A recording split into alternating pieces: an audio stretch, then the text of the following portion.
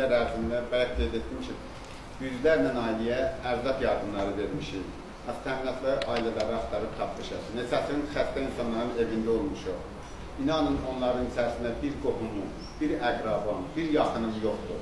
Biz hər dəfə o tədbirlər keçirdikcə sosial şəbəkələrdə elanlar vermişik. Əgər doğrudan da qarşınıza çıxan belə bir insanlar varsa, bizə müraciət eləsinlər. Şəhid ailələri üçün, yoxsul ailələr üçün, az təminatlı insanlar üçün əlimizdən gələni əsirgəməyəsiniz. Və sizin qarşınızda, burada oturan bütün vətəndaşların qarşısında söz verirəm ki, həqiqətən Azərbaycan səsi İctimai Birliyi, həqiqətən sizin səsiniz olacaq.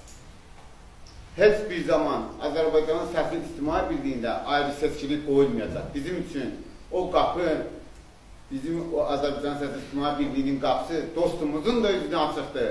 Düşmanımızın da üzünü açıqdır. Təbii ki, bizim Azərbaycanda düşmanımız yoxdur. Bizim bir düşmanımız varsa, o da ermənilərdir.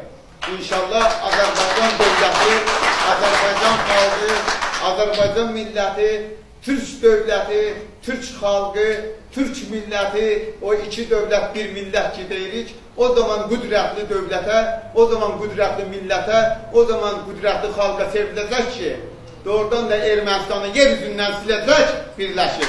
İrəvanın da özündə paytaxt elan edəcək. Bunda biləcək ki, Türk dünyada doğrudan da Türk dövləti qədər, Türk milləti qədər, Türk xalqı qədər güclü və qüdrətli bir millət, xalq, dövlət yoxdur. Bir daha sizinlə qürur duyuram, mənə göstərdiyi etimada görə sizə dərin təşəkkürümü bildirirəm.